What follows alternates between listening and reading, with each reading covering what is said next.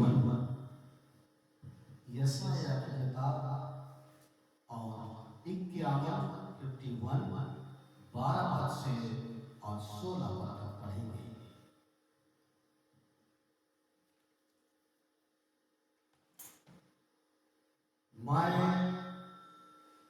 मैं ही तेरा शांति दाता हूँ। तू कौन है जो मरने वाले मनुष्य और घास के समान मुरझाने वाले आदमी से डरता है, और आकाश के तारने वाले और पृथ्वी के नेव डालने वाले अपने कर्ता यहोवा को भूल गया है, और जब द्रोही नाश करने को तैयार होता है तब उसकी जलजलाहट से दिन भर लगातार थरथराता है, परंतु द्रोही की जलजलाहट कहाँ रही। बंधुआ शीघ्र स्वतंत्र किया जाएगा, वो गड़े में ना मरेगा, ना उसे रोटी की घटी कमी होगी। जो समुद्र को उथल पुथल करना जिससे उसकी लहरों से में गर्जन होती है, वह मैं ही तेरा परमेश्वर यहोवा हूँ। मेरा नाम सेनाओं का यहोवा है, और मैंने तेरे मुंह में अपने वचन डाले हैं और तुझे अपने हाथ की आड़ में छिपा रखा है, कि मैं आकाश को डालूं और पृथ्वी की नेव डालूं, और सियोन से कहूं तू मेरी प्रजा है। परमेश्वर के वचन में पढ़े और सुन जाने पर आशीष दे। आज की सुबह में हमने इस बात को पढ़ा है, और अध्ययन इस समय हम चलेंगे याकूब की पत्री और चौथे अध्याय पर, और वहां पहले पद से हम पढ़ेंगे और धीरे धीरे से उन पर विचार करेंगे। परमेश्वर के वचन में लिखा है, तुम में लड़ाइयां और झगड़े कहां से आ गए? तुम में लड़ाइयां और झगड़े कहां से आ गए? इन्हें हम एक ऐसे संसार में रहते हैं जो हर एक व्यक्ति दिखावटी जीवन जीता है। क्योंकि इसलिए कि रोमियो 3:23 से जैसे लिखा है, सब ने पाप किया है और सब परमेश्वर से दूर है। और परमेश्वर का वचन कहता है भजन संहिता में और रोमियो की पत्री में, एक कोई भक्त नहीं रहा, कोई भी भक्त नहीं रहा। परमेश्वर यीशु मसीह हमें पाप मुक्त भक्त बनाना चाहता है। तुम में आज लोगों के जीवन में कुछ बातों को मैं इस अध्याय के और 8-10 पदों में जो मैंने अपने अनुभव से कारण, पहली बात है लड़ाई झगड़ों के बारे में खोजना, जानना उस विषय को, इनका कारण क्या है। दूसरी बात, लालसा रखना बुरी बात नहीं है, लालसा रखना बुरी बात नहीं है, पर लालसा पूरी होगी कि नहीं। तुम्हारे अंदर ऐसा भाव हो जो हमें ना रोके। वहां लिखा है तुम्हारे अंदर ऐसे विचार भाव है जो तुम्हें रोकते हैं। चौथी बात है, ना मिलने की मांगते हो परंतु मिलता नहीं है क्योंकि मांगते नहीं। और पांचवी, एक मांगते हो तो फिर विचार और योजनाएं ठीक नहीं। परमेश्वर का अनुग्रह उन लोगों पर होता है जो दीन है और परमेश्वर की इच्छा के अनुसार है। परमेश्वर हमें अपने विचारों के अनुसार शुद्ध करना चाहते हैं। कुछ बड़ा परिवर्तन चाहिए तो उस बातों को होने दो। अगर बड़ा परिवर्तन चाहिए तो उन बातों को होने दो। परमेश्वर के सामने कैसे हो? इन तमाम बातों के लिए हमें समझना होगा। छोटी छोटी बातें आज झगड़े पैदा कर देती हैं और उनकी वजह है लालसा, भोग विलास, अपनी मर्जी पूरी करना। लेकिन और उन कारणों से बहुत से आज रिश्ते भी दांव पर लग गए हैं। तमाम घरों में आपस में मनमुटाव है, बातचीत नहीं होती है। एक दूसरे के साथ हम प्यार से बात नहीं कर सकते हैं। हम एक दूसरे को देखते तो हैं परंतु बड़ी हीनता के साथ। लेकिन परमेश्वर का वचन कहता है यदि उन कारणों को पता नहीं लगाया गया, नहीं खोजा गया, तो ये कारण हमारे जीवन को, हमारे सब कुछ को क्या कर देते हैं? बर्बाद। जब अभी कुछ पहले हम किसी परमेश्वर के दास के बातों को सुन रहे थे, बड़े बड़े राजाओं ने उन कारणों पर ध्यान नहीं दिया और इसके बाद उनके राज्य ही क्या हो गए? नष्ट हो गए, बर्बाद हो गए। वो राजा हुआ करते थे, जमीन पर आ गया। क्यों? इसलिए क्योंकि उन्होंने अपने भोग विलास की बातों में समय बर्बाद, उन कारणों को नहीं समझा जिससे बर्बादी आती है। दूसरी बात है परमेश्वर का वचन कि जब हमें बहुत से ऐसे परमेश्वर के बाइबल में लोगों के जीवन के बारे में अगर कुछ सीखना और समझना, अगर एक जवान युवक और युवतियों को सीखना के बारे में है तो रूत के बारे में सीखें, जिसने हर प्रकार का परिस्थिति उसके सामने खड़ी हो गई, लेकिन जब उसके सामने निर्णय आया तो उसने कहा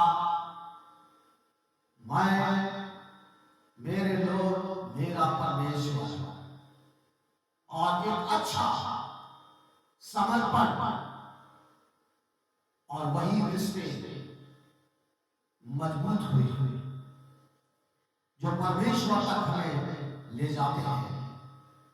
दूसरा अगर हम सीखें तो यीशु से सीखें, जिसने तमाम प्रकार की परिस्थितियों का सामना किया, लेकिन जब वो जिन्होंने परिस्थितियां पैदा की थी वो बार बार अपने पाप और अपनी बुराई को कोसते रहे, परंतु यीशु हमेशा इस बात को कहता रहा मैं तुम्हारी सुरक्षा करूंगा, मैं तुमसे प्रेम करता हूं, मैं आज तक तुम्हारे से पालन पोषण करा है, आगे भी करता रहूंगा। परमेश्वर ऐसे व्यवहार के बारे में अगर सीखना है, ऐसे जीवन के बारे में, तो हमें यीशु के जीवन से सीखना है। अगर हमें परमेश्वर के वचन पर धनियों के बारे में सीखना है तो हम उन धनियों के बारे में सीखें जो लूका 16वें अध्याय में, लूका 18वें अध्याय में, और परमेश्वर का वचन बताता है हम उस व्यक्ति के बारे में सीखें जो लूका 13 और उसका 20 पद से कि किस तरीके से उन्होंने अपने जीवन में, और वो जब उनके सामने निर्णय आ गया तब वो पछताने लगे। इससे पहले कि वो बातें घटे, परमेश्वर हमें दुख नहीं देता है, परमेश्वर हमें उदासी नहीं देता है, परमेश्वर निराशा नहीं देता है, परमेश्वर हमें उत्साहित करता है कि हम उन परिस्थितियों से बाहर निकले जो परिस्थितियां हमें कमजोर करती हैं। और यशायाह परमेश्वर का भविष्यवक्ता कहता है तू उससे डरता है, एक मरने वाले मनुष्य, उसके सामने परमेश्वर का स्वीकार करना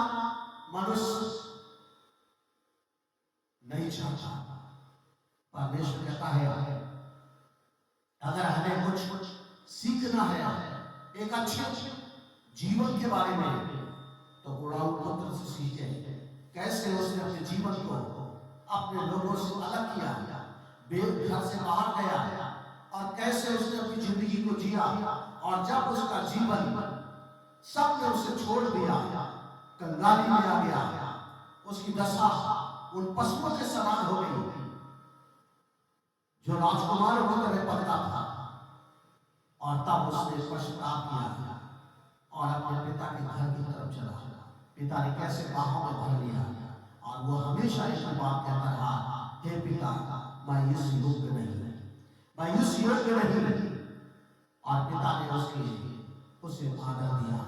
अगर हम सीखना है एक धार्मिक जीवन के बारे में तो हम लूका के 18वें अध्याय में जाएं और वहां पर परमेश्वर के वचन में लिखा है कि किस तरीके से एक व्यक्ति वहां गया और परमेश्वर की उपस्थिति में और वहां अपनी तमाम बातों को गिनाने लगा।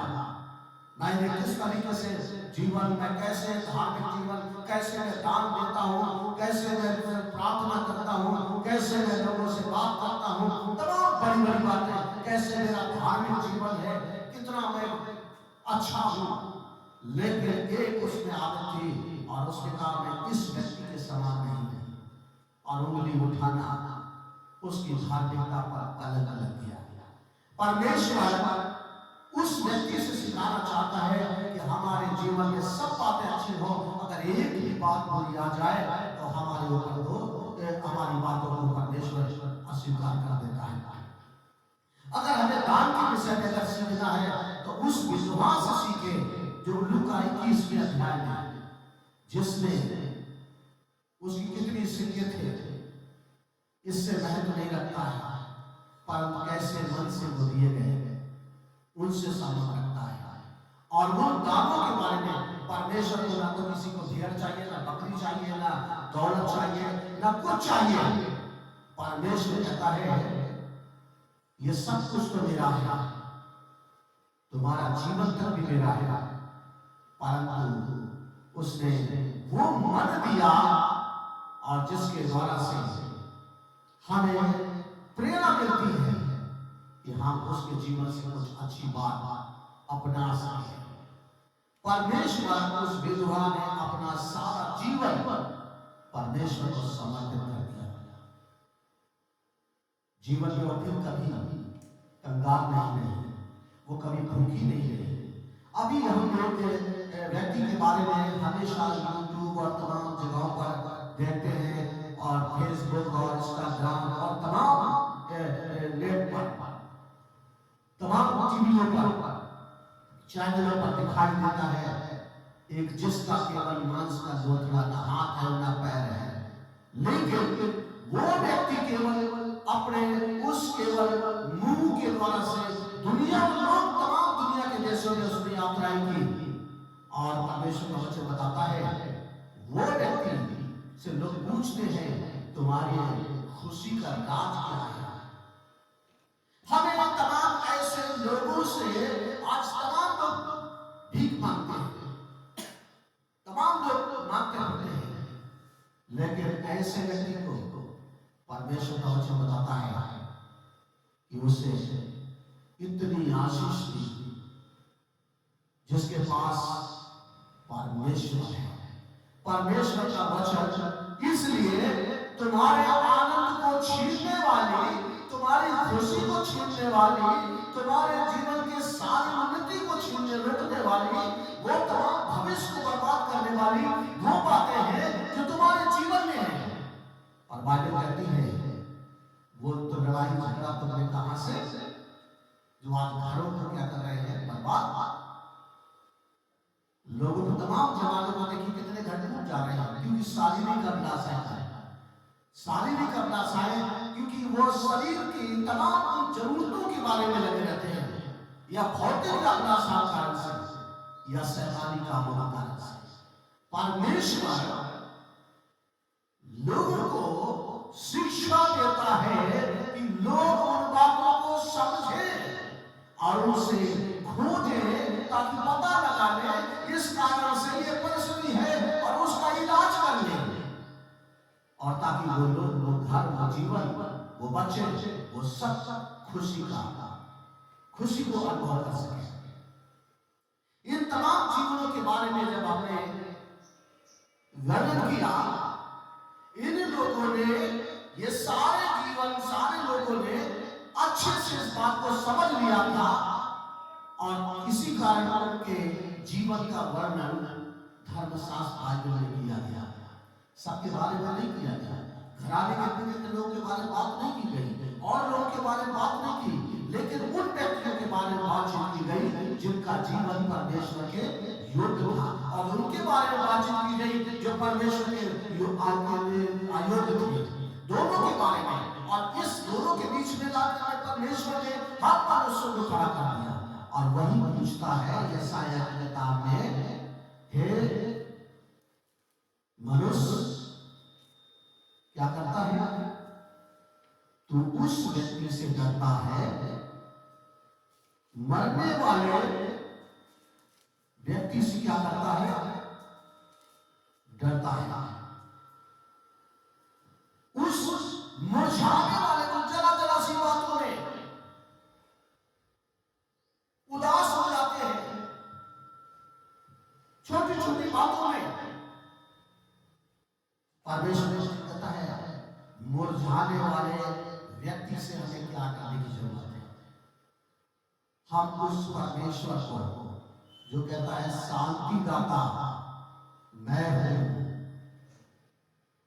और ये सारी बातें जिस जीवन में, घरों में, लोगों में पाई जाती है, इसका मतलब है एक दिखावटी जीवन, और वो परमेश्वर को भूल गए।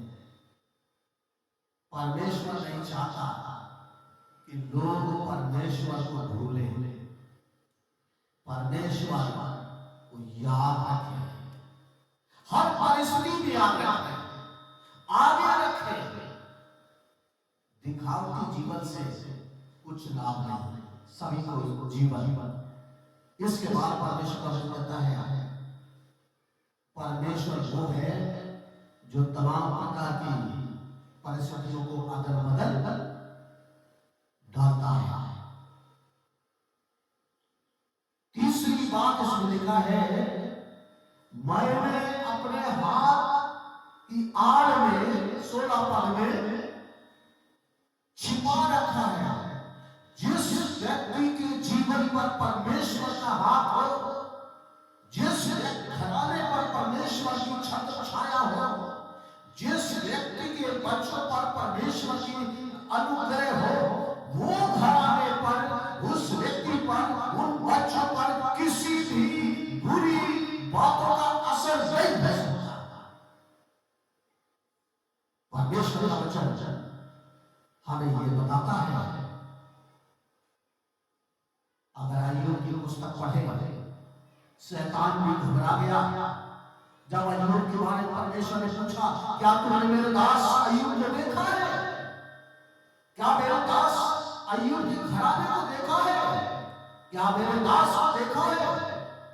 और उसने कहा, मैंने नहीं देखा, शैतान की भी आंखें अंधी कर देगा। क्योंकि इसलिए परमेश्वर का वचन कहता है,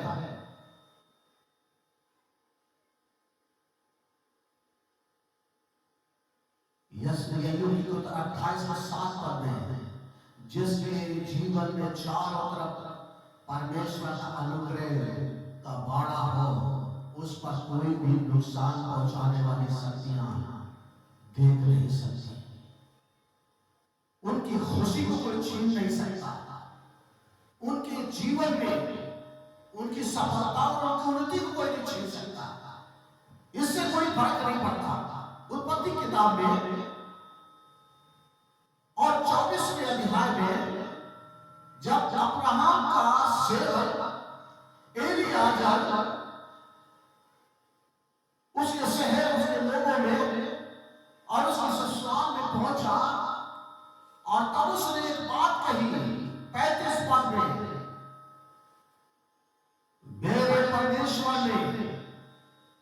उसके परमेश्वर ने उसे बहुत आशीष दी है, बड़ी आशीष दी है, और उसका नाम बड़ा परमेश्वर है जो आशीष देता है और नाम को भी बड़ा बड़ा करता है।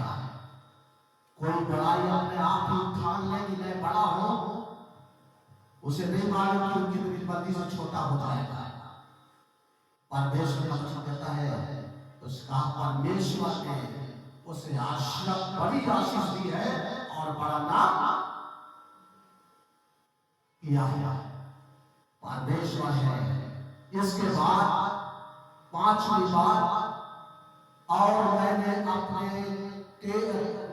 तेरे मुंह में अपने वचन डाले हैं। परमेश्वर हमारे मुंह में वचन इसलिए डाले हैं ताकि उन वचनों को हम अपने मन में बुराई से बच सकें और उन वचनों के द्वारा से हम परमेश्वर के भरोसे में स्थिर हो सके। अब उन वचनों के द्वारा से हम परमेश्वर का वचन कहता है अब उसके प्रकाश में चल सके और उन वचनों से हम आशीष पा सके। रोमियो पत्री 10:8 में कहता है ये वचन तेरे निकट है, तेरे मुंह में है, तेरे पास में है, तेरे मन में है। यही वो वचन है जो हमारी जिंदगियों को बदलता है, हमारे भविष्य का निर्माण करता है। भाई ये दुनिया में जब बहुत सी बातों को हम दुनिया में देख रहे हैं, ये सब बातें लोगों को चेतावनी दे रही है, बात बुराई बढ़ रही है, क्योंकि जब भक्त नहीं रहेंगे तो बुराई बढ़ेगी। और जमाने में जब बुराई बढ़ती बढ़ती चली गई, उसका परिणाम क्या हुआ? उसका परिणाम हुआ नुकसान। आज एक दिन में कई बार भूकंप आ रहे हैं, आए दिन भूकंपों की चर्चा हो रही है, तमाम चीजें, तमाम परिस्थितियों के बारे में, लेकिन फिर भी इंसान नहीं सुधर रहा है। मन को परमेश्वर कहता टेढ़ा है, मुंह से तो कहते हैं आदर की बात, लेकिन मन टेढ़ा है। परमेश्वर हमारे मन सीधा करेंगे, और जिनके मन सीधे हैं वो बुराइयों पर मन नहीं लगाते हैं। जिनके मन परमेश्वर के, तो वो भविष्य पर नहीं परमेश्वर को मन लगाते हैं। जिनके जीवन परमेश्वर के साथ है वो उछल कूद नहीं करते हैं, उन बातों के बारे में नहीं कि मैं ऐसा करूं कि उदासी आ जाए, बल्कि उन बातों पर केंद्रित होते हैं कि परमेश्वर को महिमा मिल जाए। परमेश्वर उन लोगों के जीवन में वो उन बातों के लिए समर्पित होते हैं जिससे परमेश्वर की इच्छा पूरी हो जाए। परमेश्वर जो लोग चेतावनियों को समझते हैं वो उन बुराइयों के बारे में खोजने का प्रयास, आज तमाम प्रकार की बातें पाई जाती हैं। बाइबल कहती है सब बातें होंगी, ये कोई अनहोनी नहीं है। सब कहते हैं ये पहले भी हो चुकी है, तो आज कोई नई नहीं हो रही है, वो बार बार वही दोहराई जा रही है, बार बार वही अदल बदल रही है। लेकिन सबसे बड़ी बात है, और वो है उत्पत्ति से लेकर आज तक परमेश्वर लोगों को चिताता आ रहा है रैप्चर के बारे में। क्योंकि लोग बाइबल कहती है लूका की पुस्तक उसका 24 अध्याय में 2 जन एक साथ होंगे, एक ले लिया जाएगा और एक छोड़ दिया जाएगा। एक साथ 2 बिस्तर पर होंगे, एक ले लिया जाएगा और दूसरा छोड़ दिया जाएगा। 2 जन खेत में होंगे, एक ले लिया जाएगा और एक छोड़ दिया जाएगा। 2 स्त्रियां एक साथ चक्की पीसती होगी और एक ले ली जाएगी और दूसरा छोड़ दिया जाएगा। जो घटनाएं, जो बातें घट रही हैं, इन्हें हल्के में लेने की जरूरत नहीं है, इन्हें समझने की जरूरत है। क्योंकि परमेश्वर के राज में मांस और लोग नहीं जाएंगे, क्योंकि वहां इनकी जरूरत नहीं है। परमेश्वर का वचन कहता है वहां वो व्यक्ति होंगे जो बदलते हैं, जो हवा में उड़ सकते हैं, और ये शरीर नहीं उड़ सकता। हम कितने भी प्रयास करते हैं, कितने भी हम तरीके अपना लें, हम जमीन पर ही रहेंगे। लेकिन परमेश्वर हमें इस बात के लिए सिखाता है कि दुनिया में जो कुछ हो रहा है हमें फिर से इस बात के लिए कि परमेश्वर हमें एक शांतिदाता दिया है, वो प्रभु यीशु मसीह, जो हर परिस्थितियों में हमें देना चाहता है, शांति देना चाहता है। और दुनिया को ये अपनी अपनी शांति, सब शांति देते हैं, पैसा दे सकते हैं, खाना दे सकते हैं, कपड़े दे सकते हैं, हम थोड़ी देर मदद कर सकते हैं, दो चार बातें अच्छी बोल सकते हैं। परमेश्वर के सामने इन बातों से नहीं, मैं उन बातों से जो मेरी अपनी शांति है, मैं वो तुम्हें देता हूँ। और यशायाह की किताब में लिखा है परमेश्वर के वचन में कि मेरी बातें चाहे पहाड़ टल जाए, 54 और उसका 10 पद में, चाहे पहाड़ चल जाए, पहाड़ियां चल जाए, तो भी मेरी करुणा दायक वाचा कभी ना हटेगी और ना मेरी शांति दायक वाचा चलेगी। यहोवा पर जो तुझ पर दया करता है, उसका यही वचन है। परमेश्वर के वचन में लिखा है, कहता है, इसलिए क्योंकि परमेश्वर हमें हर परिस्थितियों में, हर एक पल में परमेश्वर चाहते हैं कि हम परमेश्वर की महिमा करें, परमेश्वर की उपस्थिति में रहें। परमेश्वर उन लोगों की उन बातों से ना डरे, उन बातों के लिए और 66 के उसके 13 पद में लिखा है, जिस प्रकार माता अपने पुत्र को शांति देती है, वैसे ही मैं भी तुम्हें शांति दूंगा। परमेश्वर हमारी परिस्थितियों को जानता है। बच्चे की परिस्थिति को बेहतर जानती है। वो रो रहा है, इसका मतलब या तो भूखा है या उसका कपड़ा गीला हो गया है। वो बोल नहीं सकता है, बता नहीं सकता, लेकिन फिर भी महसूस करा रहा है। परमेश्वर हमसे उससे कहीं ज्यादा महसूस करने वाला है।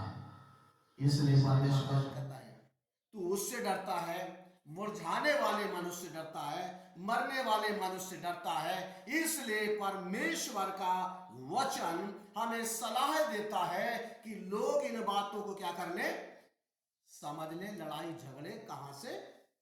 क्योंकि शारीरिक बातें, सांसारिक बातें और शैतानी बातें हमारे जिंदगी में जब हैं तो हमें कभी खुशी नहीं देगी।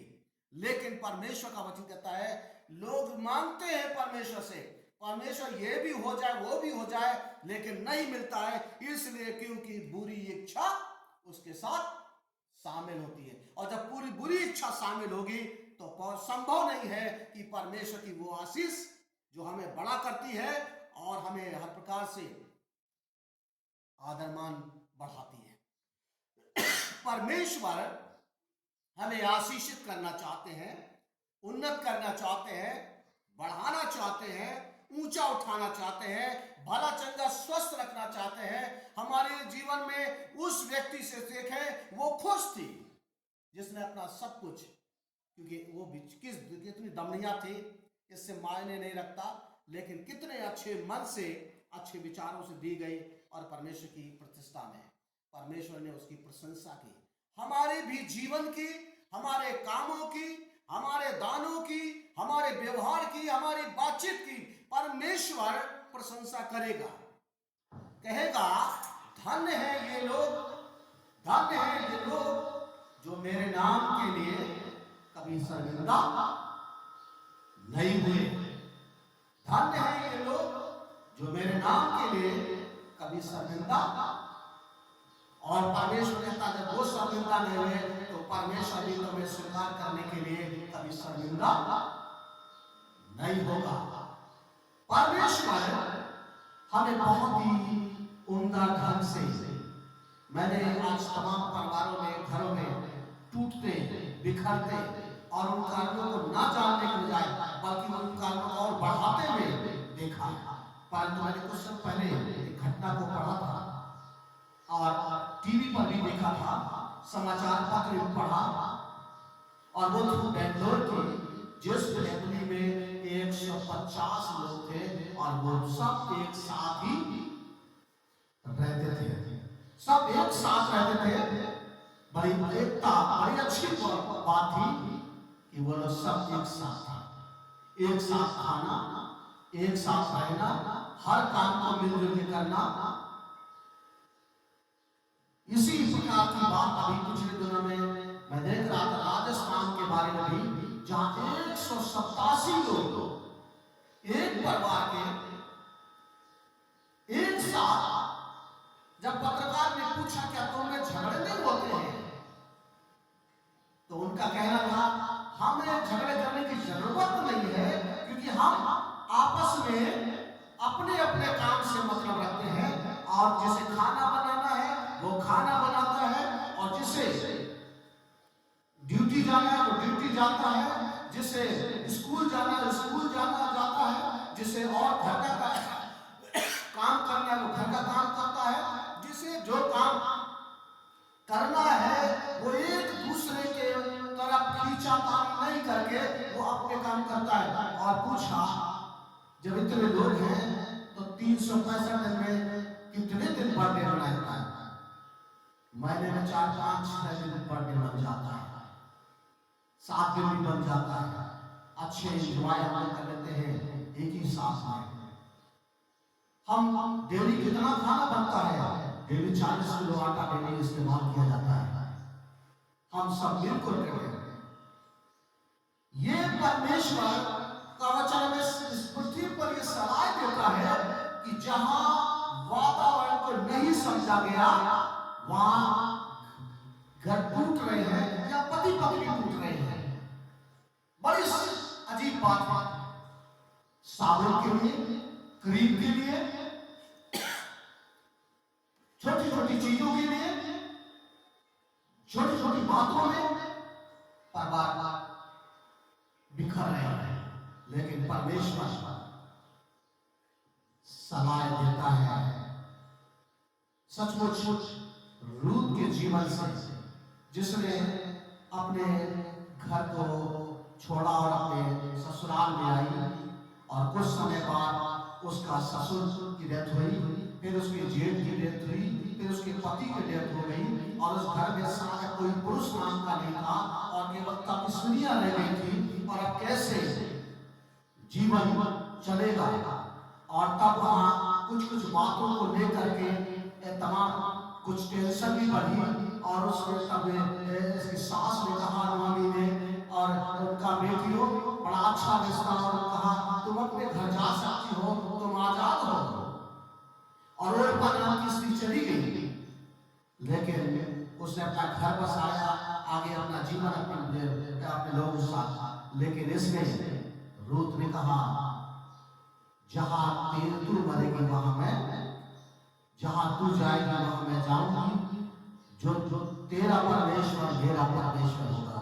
जो लोग ऐसे सोच के, ऐसी विचारधारा के, ऐसे समर्पण होते हैं, वो घर कभी टूट नहीं सकते, वो घरों में कभी अशांति काम नहीं कर सकती है।